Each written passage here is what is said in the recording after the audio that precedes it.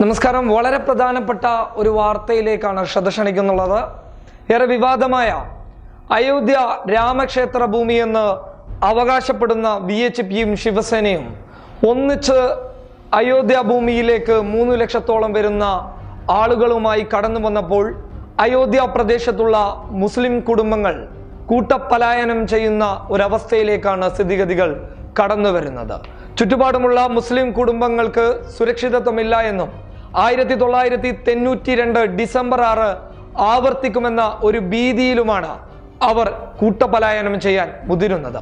ഏറെ വിവാദമായ ഒരു വിഷയമായിരുന്നു അയോധ്യ രാമക്ഷേത്രം ഭൂമി. എന്നാൽ ഇപ്പോൾ കിട്ടുന്ന ഒരു വിവരമാണ് നിങ്ങൾക്ക് മുന്നിൽ അറിയിച്ചിട്ടുള്ളത്. ഒപ്പം ഈ കൂട്ടപലായനം ചെയ്യുന്ന മുസ്ലിമീങ്ങളെ ഈ ഓൾ ഇന്ത്യ മുസ്ലിം വ്യക്തി നിയമ ബോർഡ് ലക്നൌവിലേക്ക് സ്വാഗതം ചെയ്തിരിക്കുകയാണ്. നിങ്ങൾക്ക് സുരക്ഷാ ഭീഷണി ഉണ്ടെങ്കിൽ അല്ലെങ്കിൽ നിങ്ങൾക്ക് ഭയം തോന്നുന്നുണ്ടെങ്കിൽ ലക്നൌവിലേക്ക് കടന്നു വരാമെന്നാണ് ഓൾ ഇന്ത്യ വ്യക്തി നിയമ ബോർഡ് വ്യക്തമാക്കിയിട്ടുള്ളത്. അതിന്റെ തലവൻ സഫ്രിയാദ് ജിലാനിയാണ് ഈ കാര്യം വ്യക്തമാക്കിയിട്ടുള്ളത്. ഏകദേശം 3 ലക്ഷത്തോളം വരുന്ന ആളുകളാണ്, അല്ലെങ്കിൽ തീവ്ര മതവിഭാഗക്കാർ, തീവ്ര മത ചിന്താഗതിക്കാർ എന്ന് തന്നെ അവരെ വിശേഷിപ്പിക്കണം.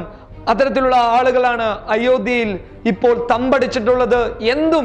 ഏത് സുപ്രധാന നിമിഷത്തിൽ എന്തും സംഭവിക്കാമെന്ന ഒരു സാഹചര്യമാണ് നിലവിൽ അയോധ്യയിലുള്ളത്. തിരഞ്ഞെടുപ്പ് വരികയാണ്. ഹിന്ദുത്വ പ്രചരണത്തിന് ഏറെ മുൻവിധി കൂട്ടുന്നത് തീർച്ചയായും പറഞ്ഞാൽ രാമക്ഷേത്ര ഭൂമി തന്നെയാണ്. അതിനേറ്റുപിടിക്കാൻ ശിവസേനയും BHPയും ഒന്നടങ്കം രംഗത്ത് വരുമ്പോൾ വലിയ ഒരു കലാപം ആ പ്രദേശത്ത് ഉണ്ടാകാൻ സാധ്യതയുണ്ട്. നേരത്തെ 1992 ഡിസംബർ 6 ഏകദേശം 18 മുസ്ലിമീങ്ങളാണ് ഈ വിഷയവുമായി ബന്ധപ്പെട്ട് കൊല ചെയ്യപ്പെട്ടത്. 23 മുസ്ലിം പള്ളികളാണ് അന്ന് തകർക്കപ്പെട്ടത്.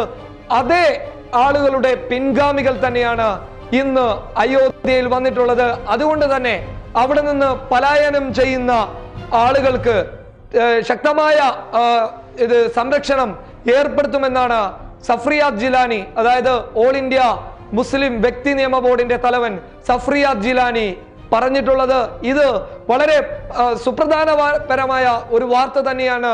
ഏവരും വളരെ ശ്രദ്ധയോടുകൂടി നോക്കിക്കാണുന്ന ഒരു വിഷയം തന്നെയാണിത്. News desk public Kerala.